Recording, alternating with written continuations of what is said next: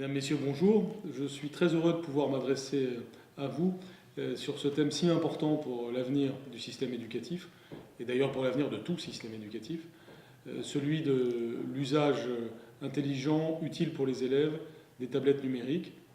Et pour commencer, je voudrais saluer l'organisation de cette manifestation, qui maintenant a pris une grande ampleur depuis 3 ans, qui est organisée par la Direction générale de l'enseignement scolaire, mais aussi l'inspection générale de l'éducation nationale. Et je voudrais tout particulièrement saluer le rôle joué par Catherine Bizot pour cette montée en puissance. Et puis l'Académie de Nice, avec tout particulièrement le CRDP de Nice, très mobilisé pour cette manifestation, qui est tout à fait typique de l'engouement que suscite ce sujet, puisque au départ, il s'agissait d'organiser une réflexion à l'échelle de l'Académie de Nice. Et très vite, on a vu évidemment que c'est l'ensemble de la France qui était intéressé par une telle réflexion. Et je pense d'ailleurs demain que cet événement pourrait avoir une dimension même internationale, puisqu'il est important que nous soyons à la pointe de la réflexion sur les avantages, les vertus, les potentialités de l'usage des tablettes numériques, pour l'écriture en particulier, mais aussi pour s'interroger sur les limites, sur les risques, de façon à évidemment les éviter et à tirer le meilleur des évolutions technologiques. Il y avait évidemment beaucoup de sujets derrière la question qui nous occupe au cours de cette rencontre, et vous allez pouvoir approfondir cela entre spécialistes. Et je voudrais saluer tous ceux qui vont intervenir devant vous, et vous saluer tous pour votre mobilisation sur un tel sujet. Ce sujet est stratégique au sens où l'évolution des outils est toujours stratégique pour l'éducation nationale.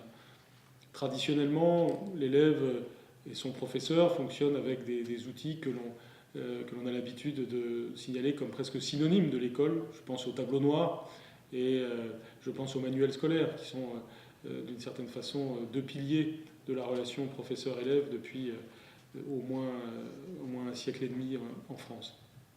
Cette réalité est évidemment bouleversée par l'évolution technologique. C'est le cas particulièrement avec le tableau interactif, qui ne remet pas en cause le tableau noir ou le tableau blanc, mais qui vient le compléter, qui vient faire passer une nouvelle étape. De la même façon, le manuel, le cahier aussi, sont évidemment remis en question, au sens fort du mot remis en question, par la tablette numérique. Et la tablette vient prolonger l'outil, elle ne vient pas le remplacer, elle vient le prolonger. Derrière cette réflexion sur les outils, il y a une réflexion sur le geste éducatif, comme on parle d'un geste professionnel, et sur évidemment les réflexes que l'on a aussi, autant du point de vue du professeur que du point de vue de l'élève.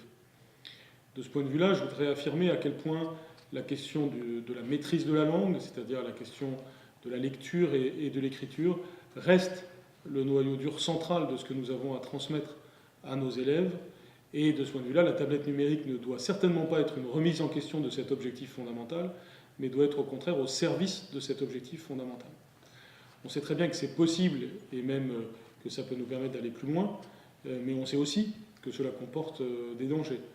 Tout récemment, des études, par exemple provenant des États-Unis, nous montrent des avantages, mais aussi des effets pervers de la tablette numérique. La tablette numérique, comme d'autres pratiques sur ordinateur, pose des problèmes du point de vue de la concentration de l'élève, du point de vue de sa capacité à travailler sur les fondamentaux sans se disperser. Donc ces éléments-là, nous avons à les prendre en compte, parce que nous savons que de toutes les façons, les enfants de la nouvelle génération travailleront sur tablette numérique, que c'est une réalité qui s'impose à nous, et que cette réalité, nous ne devons pas la vivre sur un mode défensif, en déplorant les inconvénients, mais nous devons la vivre sur un mode offensif, en voyant tous les avantages que nous avons. Pour cela, il faut du travail scientifique, c'est-à-dire des recherches, des études qui nous permettent de mesurer la situation.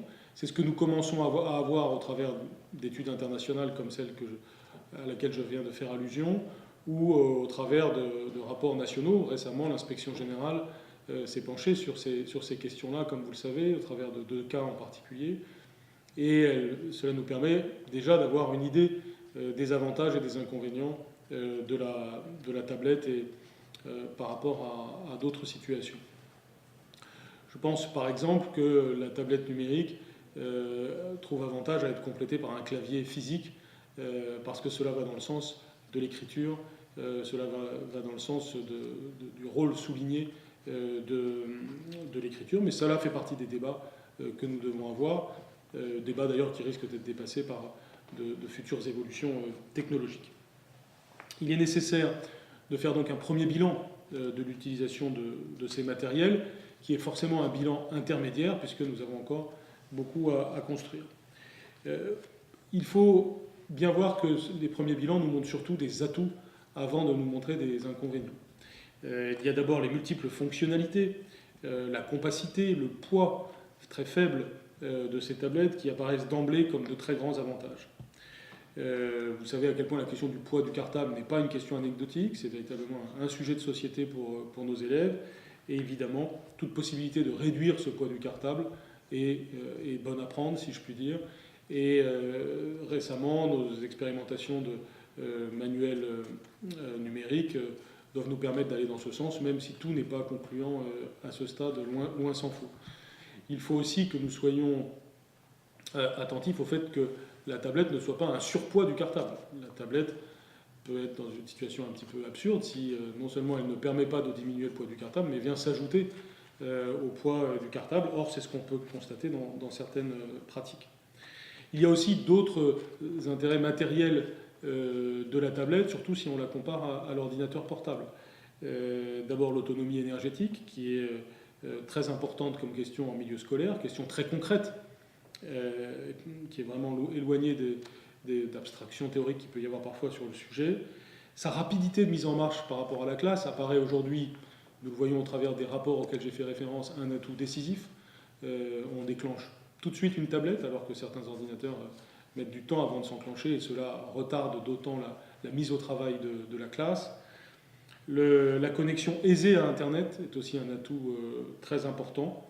Et bien sûr, et c'est la chose à laquelle on pense d'abord, l'ergonomie tactile, facile à manier, qui est l'atout majeur des tablettes depuis qu'elles ont été inventées. Et cela réduit le besoin de formation technique, cela rend les choses tout simplement plus conviviales et facilite ce que nous recherchons, c'est-à-dire la simplicité technique qui permet de faire oublier la technique au service de la pédagogie. Et de ce point de vue-là, évidemment, la tablette présente un atout considérable. Mais in fine, ce qui compte le plus, ce n'est pas ça. Ce qui compte le plus, ce sont les contenus, ce sont les applications, les contenus, les services que nous pouvons apporter au travers des tablettes. Or, force est de constater qu'à ce stade, nous sommes encore à la préhistoire de ce qui pourrait être possible en la matière. D'abord parce que nous-mêmes, l'éducation nationale, ne nous sommes pas encore pleinement saisis de ce que pourrait être une contribution généralisée de l'ensemble des professeurs à ces contenus. Et c'est évidemment cette voie-là que je souhaite que nous réussissions à tracer grâce à des rencontres comme celle-ci, grâce au plan numérique dans lequel nous sommes engagés actuellement, grâce à la mobilisation que permet aussi le grand emprunt, puisque le grand emprunt vient de rentrer dans une nouvelle phase, nous permettant de faire un deuxième appel à projet.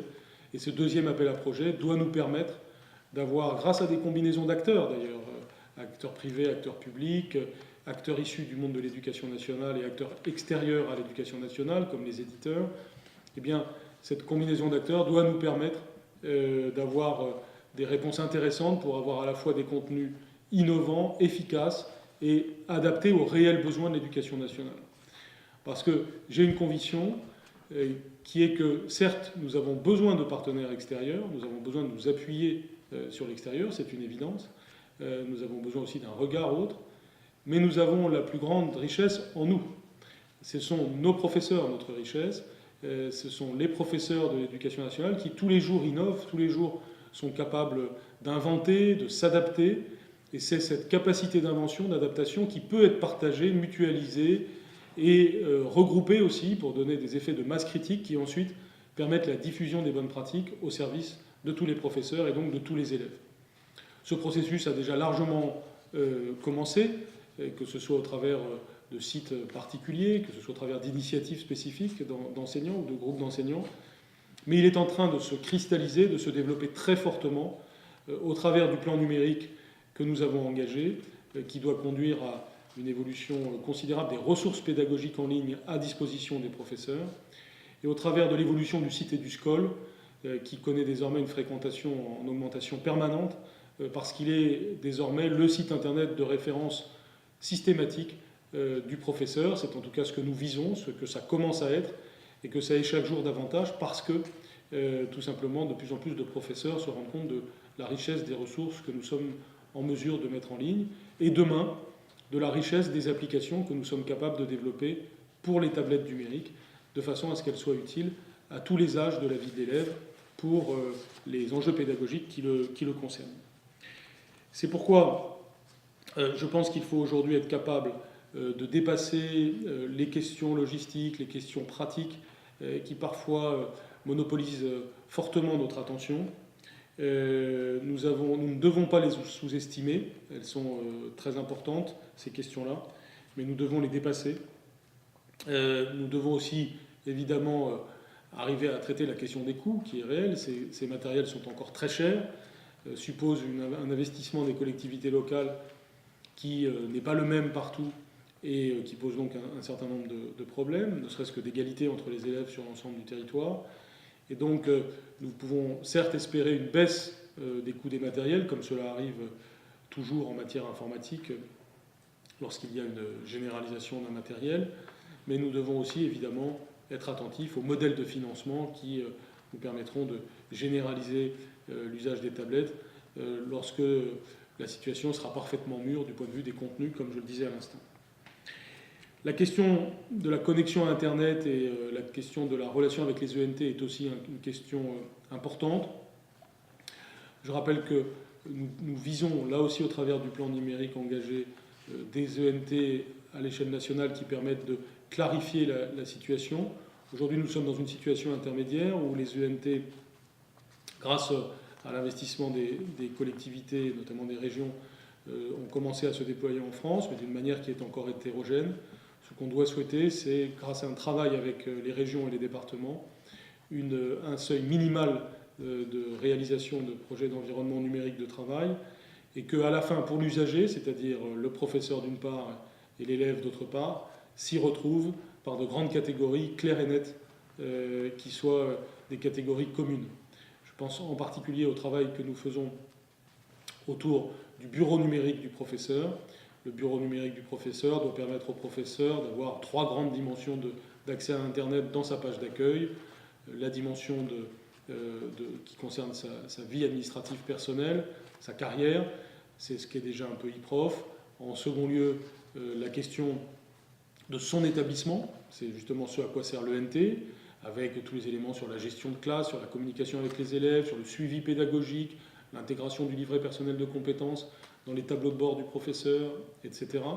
Et puis troisièmement, la vie pédagogique et scientifique du professeur. Le professeur doit, dans ce 3e chapitre de sa page d'accueil, trouver ce qui concerne sa vie pédagogique et scientifique, et donc les fameux contenus dont je parle. Et symétriquement, évidemment, l'élève trouve des éléments de cette nature dans son propre actuel ou futur cartable numérique, avec des éléments téléchargeables sur sa tablette, et notamment des applications telles qu'elles peuvent exister aujourd'hui, mais surtout telles qu'elles vont exister demain, à la faveur de l'appel d'offres que nous avons lancé dans le cadre du Grand Emprunt, et à la faveur de la collaboration la plus vaste possible de tous les professeurs concernés par ce sujet, qui souhaitent proposer des idées, travailler en équipe à une échelle nationale pour arriver à développer ces applications. C'est ce genre d'idées qu'il va falloir développer encore plus dans les temps à venir, et c'est une rencontre comme celle-ci qui doit permettre de faire travailler ensemble tous ceux qui représentent l'avant-garde de cette politique publique. Mesdames, Messieurs, vous le voyez, cet usage des tablettes est véritablement une question d'avenir. Elle suppose de s'appuyer sur les ressources que sont les professeurs, elle suppose de s'appuyer aussi sur la recherche scientifique, comme je l'ai dit. C'est pourquoi d'ailleurs j'ai demandé à l'Institut français de l'éducation, l'IFE, de réaliser une étude qui devrait être prête d'ici la fin de cette année, en se basant sur les expérimentations qui ont déjà commencé en matière de tablettes numériques. Et ces études nous permettront d'avancer encore d'un cran sur la connaissance de la pertinence des usages et de ce qui doit être nécessaire pour faire évoluer les choses dans la bonne direction. Donc je tiens de nouveau à vous remercier de vous associer à cette grande dynamique. La question des tablettes numériques est un enjeu qui est loin d'être marginal pour notre système. C'est un enjeu au contraire qui est central. Tous les systèmes éducatifs vont faire un usage de plus en plus systématique de la tablette numérique. La question n'est donc pas de savoir si nous allons l'utiliser, mais comment nous allons l'utiliser. Et pour cela, il faut savoir se projeter dans le futur, il faut penser la question qui nous est posée. Il faut aussi avoir une vision de ce qui est bon pour l'élève. Le but n'est pas que l'école se mette à imiter ce qui se passe à la maison, et que nous fassions à l'école ce qui se passe à la maison. Nous devons au contraire faire en sorte qu'il se passe de plus en plus à la maison ce qui se passe à l'école. Autrement dit, nous devons avoir un prolongement des valeurs de transmission des savoirs qui sont celles de l'école. Je suis persuadé que la tablette numérique peut nous y aider si nous sommes bien mobilisés, si nous travaillons bien sur le sujet, et c'est à cela que ces journées vont servir. Je vous remercie pour vos travaux, j'y serai extrêmement attentif. Merci beaucoup.